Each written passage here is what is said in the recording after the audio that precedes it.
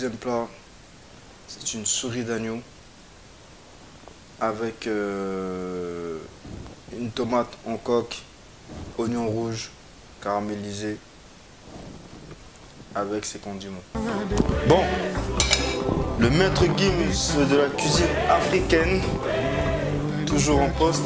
Aujourd'hui, on va réaliser un plat, ça va être une souris d'agneau à la banane plantain. Mais la banane plantain, je vais la travailler différemment. On va essayer de faire un peu quelque chose de différent. D'habitude, chez nous, on frit la banane plantain, on va toujours la frire, comme on peut la faire bouillir. Il y a plusieurs formes de cuisson. Moi, aujourd'hui, je vais la travailler, je vais la paner. Je vais la paner et ensuite, je vais la frire. Ça va amener du crocon et quelque chose de spécial. Donc, voilà, avec de la souris d'agneau. Quand je dis souris d'agneau, beaucoup des fois se disent il y a la souris, c'est une souris. Mais non, alors c'est pas de la souris, c'est le terme culinaire, souris d'agneau. Donc c'est de l'agneau, ça a la forme d'une souris, c'est en dessous du jarret, c'est ce qu'on appelle la souris d'agneau. Donc voilà, allez, on prend la banane plantain, c'est comme ça, on va la débuter. Comme ça.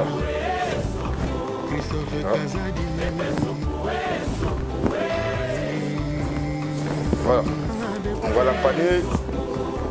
Paner, c'est une panure à l'anglaise, c'est-à-dire que ça. Allez, la banane, on va la travailler comme cela, comme ceci. Là, on a déjà mis notre friteuse à chauffer. Là, on a préparé la chapelure, la farine, du jaune d'œuf. Donc, la panure. On commence par la farine. On farine. Ensuite, on trempe dans le jaune d'œuf. Jaune bien mélangé, bien trempé, etc. Ensuite, dans la chapelure. Voilà. Bien. Et on peut renouveler l'opération 2 fois. Remettre dans l'œuf et remettre dans la chapelure. C'est encore meilleur. Et une fois que vous avez bien pané, ça vous apporte une bonne croûte. Bien croustillante, bien croquante. Allez, farine. Je renouvelle l'opération. Farine. Jaune d'œuf, des fois on se trempe. Voilà, des fois jaune d'œuf, farine. Voilà, en fait la farine, quand on mélange la farine, c'est pour avec la farine en fait ça adhère. Le jaune d'œuf va prendre et ce qui va faire que ça va coller avec la chapelure. Pour ça, il y a un ordre à suivre bien précis. Farine, jaune d'œuf, chapelure. On pourrait aussi faire directement, ça dépendra du produit, juste jaune d'œuf et farine. Voilà. Et après on peut remettre dans le jaune d'œuf. Parce qu'on peut remettre dans la chapelure. Voilà.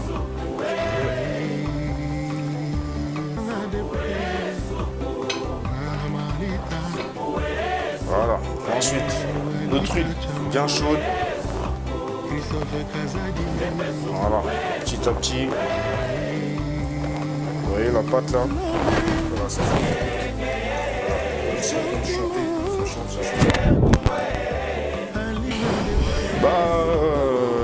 voilà mes chers téléspectateurs, téléspectatrices. Là on a fait de la banane frite. On va les sentir.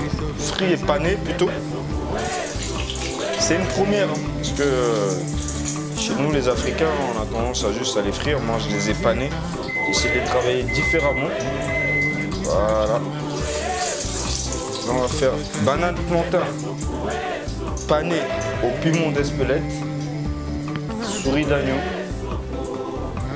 tout simplement.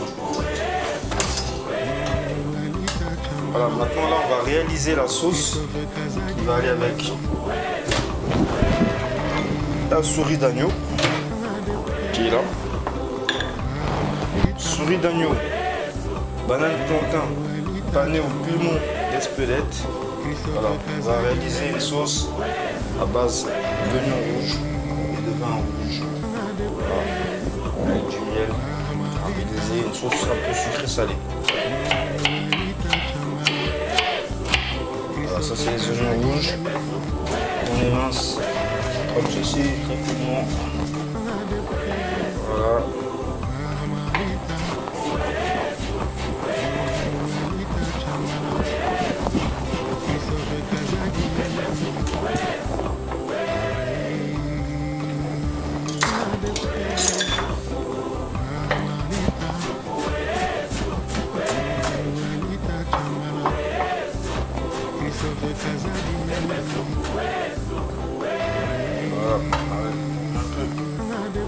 D'huile d'olive, on va faire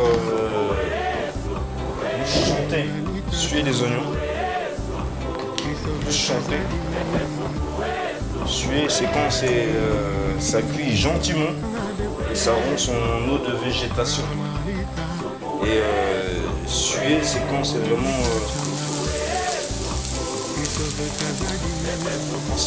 cuisson. Là on entend ce petit bruit là, ça veut dire chanter. Suer plutôt, chanter. À l'inverse, suer c'est légèrement. On laisse suer. On rend l'eau de végétation.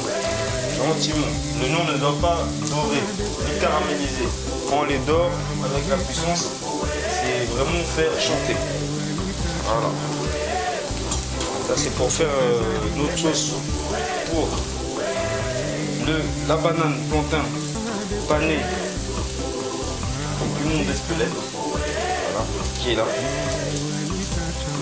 Voilà. Avec notre souris d'agneau qu'on va gentiment dresser. Donc là les oignons sont en train de chanter, c'est-à-dire à feu vif les oignons. Ensuite on va déglacer. On fait ça déglacer. À partir du moment où on incorpore un liquide, ça s'appelle déglacer. Voilà.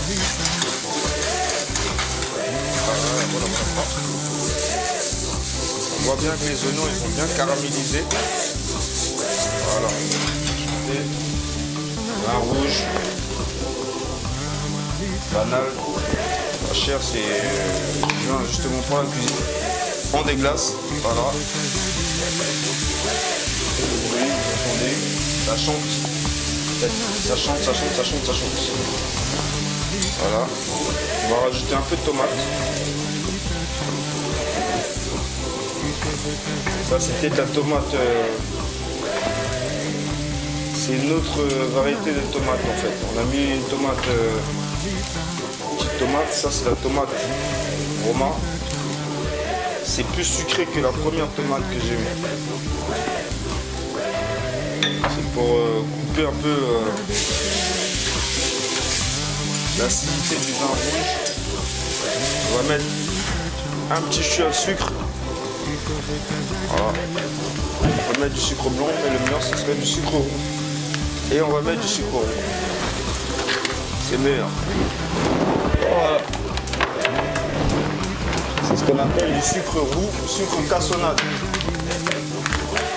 C'est pas le même goût que le sucre blanc. Ça va donner un petit goût à la sauce. Voilà. Donner un peu de verdure. Ça soit un peu corsé.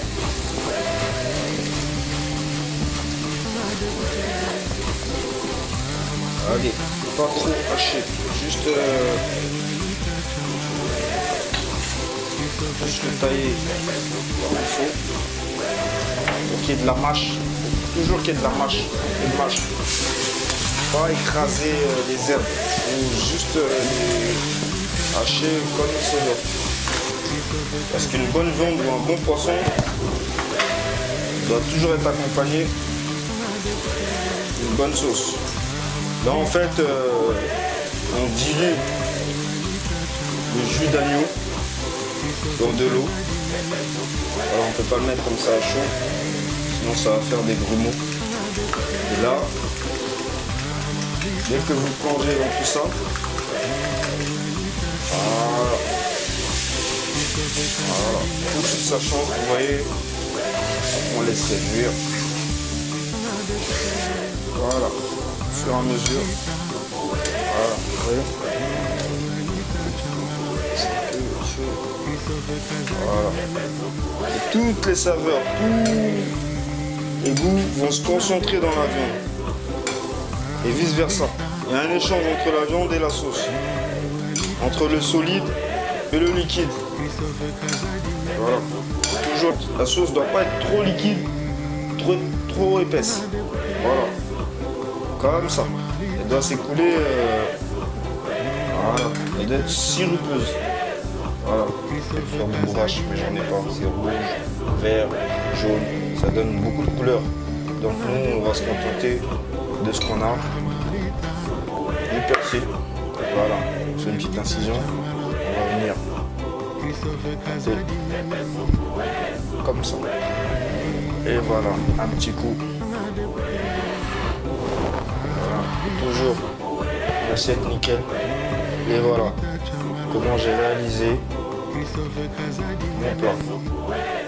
Banane plantain, pané, piment d'Espelette.